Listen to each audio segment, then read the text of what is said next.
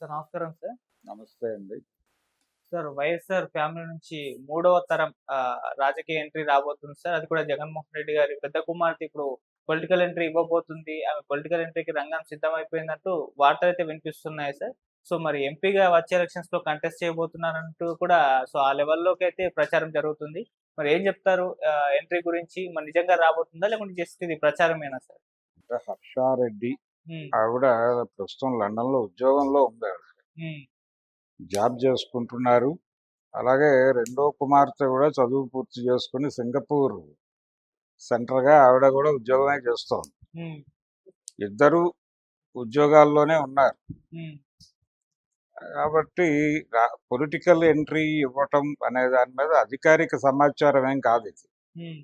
అధికారిక సమాచారం కాదు గానీ పార్టీలో ఒక ఇది ఉంది.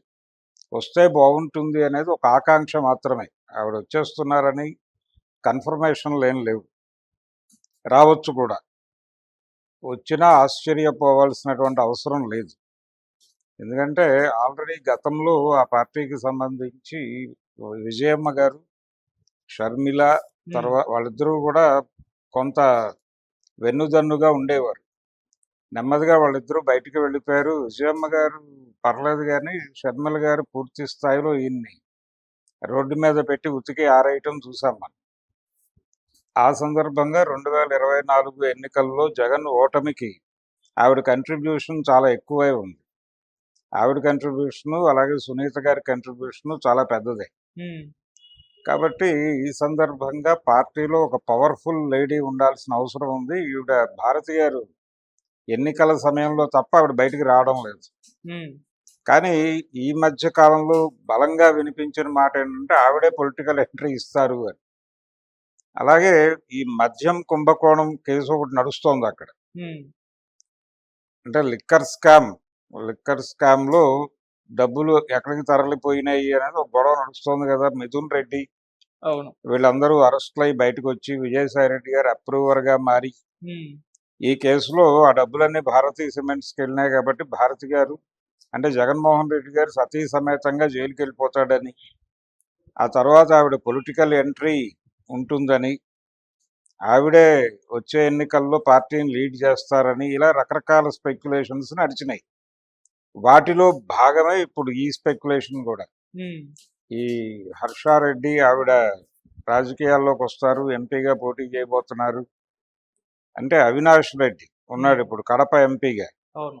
ఆ కడప ఎంపీ పదవి మన కుటుంబం నుంచి దాటి వెళ్ళకూడదు అనేది వివేకానంద రెడ్డి గారి కోరిక. హ్మ్. ఆయన గత ఎన్నికల ముందు ఆయన అంటే అంతకు ముందు జరిగినటువంటి ఎన్నికల సందర్భంగా ఆయన పెట్టినటువంటి ప్రపోజల్ ఏమిటి? ఇది ఎవరికి ఇవ్వకూడదు, ఇస్తే షర్మిలకి ఇవ్వాలి, లేదంటే నాకు ఇవ్వాలి, అంతే తప్ప ఇంకొకళ్ళకి అవుటర్స్ని ఎవరిని ఎంటర్టైన్ చేయొద్దు అని ఆయన జగన్మోహన్ రెడ్డి మీద ప్రెజర్ పెట్టారని ఆయన కన్విన్స్ కాలేదు. భారతి గారి ఒత్తిడి మేరకు అవినాష్ రెడ్డికి వెళ్ళింది అనేది అప్పటి నేరేటివ్. సరే, అందులో వాస్తవం ఎంత ఉంది, అవాస్తవం ఎంత ఉంది అనేది తీసేస్తే అవినాష్ రెడ్డికి ఇవ్వటం అనేది ఆయనకి ఇష్టం లేదు వివేకానంద రెడ్డికి. హ్మ్. ఫైనల్గా వివేక హత్య అనంతరం ఆ కేసులో అవినాష్ హస్తం ఉందని గొడవ, ఆయన్ని అరెస్ట్ చేయాలనే గొడవ ఇవన్నీ నడుస్తున్నాయి. ఈ నేపథ్యంలో అవినాష్ పార్టీతో ఉండటం వలన జరుగుతున్న నష్టాలు కూడా జగన్ దృష్టికి వెళ్ళాయని కొంతమంది మాట్లాడుతున్నారు. సో ఏదేమైనా ఇప్పుడు ఎక్కడి నుంచి కంటెస్ట్ చేయించాలి ఆవిడ్ని? ఒకవేళ హర్షారెడ్డి పాలిటిక్స్లో వస్తే అవినాష్ని షిఫ్ట్ చేసి అక్కడి నుంచి ఆవిడని ఎంపీగా కంటెస్ట్ చేయించాలి. హ్మ్.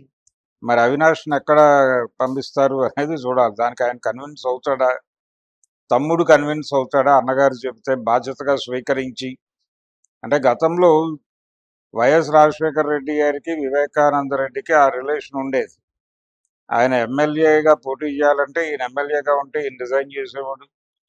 అలాగే ఆయన ఎంపీగా వెళ్ళదలుచుకున్నప్పుడు ఈయన ఎంపీగా ఉంటే ఈయన తప్పుకుని ఆయనకి అవకాశం ఇచ్చేవాడు. ఓకే. దాదాపుగా అంటే వాళ్ళ మధ్య ఘర్షణలు గొడవలు కూడా ఉండేవి, కానీ హ్మ్. ఓపెన్ ఏరియాలో అన్నగారి మాటని కాదని అనేవాడు కాదు. కాబట్టి గౌరవప్రదంగానే నడిచిపోయినాయి ఆ గొడవలన్నీ. కానీ ఇప్పుడు అవినాష్ని మళ్ళీ అక్కడి నుంచి షిఫ్ట్ చేసి ఇంకొక కాన్స్టిట్యుయెన్సీలో ఆయన ఎమ్మెల్యేగాను మరో విధంగానూ మార్చాల్సి ఉంటుంది. దానికి ఆయన సిద్ధపడతాడా, లేదు అసెంబ్లీ స్థానానికి వెళ్ళటానికి సిద్ధపడతాడా అనేది చూడాలి. ఒకవేళ అసెంబ్లీ స్థానం అంటే వచ్చే ఎన్నికల్లో మళ్ళీ మేమే గెలుస్తామని చెప్తున్నాడు ఈయన. చెప్తున్నాడు కాబట్టి ఆ హోప్లో ఇతన్ని స్ట్రైట్ పాలిటిక్స్లోకి తీసుకుని అవినాష్ని కడప ఎంపీగా హర్షారెడ్డిని ప్రమోట్ చేస్తాడా, ఈ డిజైన్ మొత్తం చేయటానికి కొంత టైం పడుతుంది. ఆల్రెడీ అక్కడ ఆస్పిరెంట్స్ ఉన్నారు, ఏది అసెంబ్లీకి కూడా ఆస్పిరెంట్స్ ఉన్నారు. అక్కడ కొంత క్యాడర్ని వైసీపీ నుంచి కొంత క్యాడర్ని డిస్టర్బ్ చేసి జనసేనలోకి టీడీపీలోకి లాగాలనేటువంటి ప్రయత్నం కూడా ఒకటి జరుగుతోంది, ఆపరేషన్ ఆకర్షణ పేరుతో. అంటే కడప జిల్లాలో వైసీపీని వీకెండ్ చేయాలి అనేది కొంచెం లోకేష్ గారు తన ప్రోగ్రామ్గా తీసుకుని పనిచేస్తున్నాడు. ఎలాగైతే వీళ్ళు కుప్పంని కొట్టాలనుకున్నారు, అలా వాళ్ళు కూడా కడప జిల్లా మీద కేంద్రీకరణ నడుస్తోంది. అందుకే ఆ మధ్య పవన్ కళ్యాణ్ కూడా కొంత అక్కడ కాన్సన్ట్రేట్ చేసి తిరిగి వచ్చాడు ఢిల్లీ. ఇక్కడ నుంచి అంటే వైసీపీ నుంచి వలసల్ని ప్రోత్సహించాలి, వాళ్ళని క్యాడర్ని మొత్తాన్ని అక్కడికి డైవర్ట్ చేయాలనే ఒక ప్రయత్నం వాళ్ళిద్దరూ చేస్తున్నారు. మూడో వైపు బీజేపీ కూడా కౌంటర్ ఓపెన్ చేసింది అక్కడ. కాబట్టి ఇన్ని గందరగోళాల మధ్య తన కుమార్తెని రాజకీయాల్లోకి తీసుకొస్తాడా, వాళ్ళు తీసుకొస్తే ఈ వలసలు ఇవన్నీ కంట్రోల్ చేస్తూ అక్కడ ఒక ఇది పెట్టాలి, ఒక శిబిరం పెట్టి గట్టిగా పని నడవాలి. ఈ మధ్య కాలంలోనే అక్కడ రెండు అంటే స్థానిక సంస్థల ఎన్నికల్లో వాళ్ళు పెద్దగా ఫలితాలు రాబట్టలేకపోయారు వైసీపీ నుంచి. దాంతో అయిపోయింది జగన్మోహన్ రెడ్డి పని, నెక్స్ట్ పులివెందుల్లో కూడా కొట్టేస్తామని మాట్లాడారు. ఓకే. ఈ గందరగోళంలో హర్షారెడ్డిని దింపితే ఆవిడని ఖచ్చితంగా గెలిపించుకోవాల్సినటువంటి బాధ్యత ఉంటుంది తండ్రిగా. ఆవిడని ప్రమోట్ చేయటానికి, లీడర్గా ప్రమోట్ చేయాలంటే ఆవిడని గెలిపించాలి. దానికి సంబంధించి అవినాష్కే బాధ్యతలు అప్పచెప్తాడా, అవినాష్ కన్విన్స్ అవుతాడా, ఇదంతా చాలా జటిలమైనటువంటి గందరగోళపు స్థితి, చాలా కసరత్తు చేయాల్సిన అవసరం ఉన్నటువంటి మిషన్. కానీ ప్రపంచం మాట్లాడేసుకుంటాం. పార్టీలో ఒక ఆస్పిరేషన్ ఉంది, అంటే ఈ ఆస్పిరేషన్ మీద కూడా ఒక నెగిటివ్ స్టోరీ ఉంది. అదేంటంటే వీళ్ళిద్దరూ అరెస్ట్ అయిపోతే పార్టీని చూసుకోవడానికి ఎవరో ఒకళ్ళు ఉండాలి కాబట్టి ఆవిడ రంగంలోకి దించుతున్నారు అని. అంటే కడప ఎంపీ పదవి కోసం మాత్రమే కాదు, పార్టీలో ఇమ్మీడియట్గా బాధ్యతలు తీసుకోవడానికి ఎవరో ఒకళ్ళు రెడీగా ఉండాలి కాబట్టి, కేసులు చాలా జటిలం అవుతున్నాయి కాబట్టి, ఒకవేళ ఈ లిక్కర్ స్కామ్లో ఇద్దరు లోపలికి వెళ్ళిపోతాయి, ఎవరో ఒకళ్ళు ఉత్సవ విగ్రహంగా అయినా కనీసం నిలబడాలా. ఆ రోజున షర్మిల గారు రోడ్డెక్కింది, అలా రోడ్డు ఎక్కడానికి ఒక మనిషి ఉండాలి కదా అనే ఉద్దేశంతో హర్షారెడ్డిని దింపుతున్నారు అని ఒక నెగిటివ్ స్టోరీ కూడా మార్కెట్లో ప్రచారంలో ఉంది. అది తెలుగుదేశం హ్యాండిల్స్లో నడుస్తోంది. ఇలా ఆవిడని సెంటర్ చేసుకొని రకరకాల స్పెక్యులేషన్స్ నడుస్తున్నాయి, కానీ ఎక్కడా కూడా అటువైపు నుంచి ఒక ఇది లేదు, ఇండికేషన్ లేదు. ఇప్పుడు వీళ్ళు అక్కడికి వెళ్ళి ఆవిడని కన్విన్స్ చేసే ప్రయత్నాల్లో వెళ్ళారు అనేది ప్రస్తుతం మళ్ళీ ఈ ఊహాగానాలు ఊపిరి పోసుకోవడానికి కారణమైంది. అంటే సింగపూర్ వచ్చేస్తుంది ఒక కూతురు, అక్కడ చదువు కంప్లీట్ అయిపోయి, వర్షారెడ్డి, పెద్ద ఆవిడ హర్షారెడ్డిని పట్టుకొచ్చి రాజకీయాల్లో దింపుతారు అనేది, అంటే వైఎస్ కొనసాగింపు, వైఎస్ రాజశేఖర రెడ్డి గారి కొనసాగింపుగా మనవరాలిని రంగంలోకి దింపుతారనేది ఇటువైపు నుంచి నడుస్తున్న స్టోరీ. అవతల వైపు షర్మిల గారి అబ్బాయి ఉన్నాడు, వారు కూడా రాజకీయాల్లోకి రావడానికి ఉత్సాహంగా ఉన్నారని, అతను అంటే కాంగ్రెస్ పార్టీ అనేది ఎటువంటి ప్రభావం గత 3 ఎన్నికల్లోనూ చూపించలేదు. 15 ఏళ్లుగా ఆ పార్టీ మరణించింది అక్కడ. 24 ఎన్నికల్లో దాదాపుగా గతంలో పోలిస్తే, గత ఎన్నికలతో పోలిస్తే ఇంకా తగ్గింది పర్సంటేజ్. మరి కాంగ్రెస్ నుంచి అతన్ని రంగంలోకి దింపటం అయ్యే పని కాదు.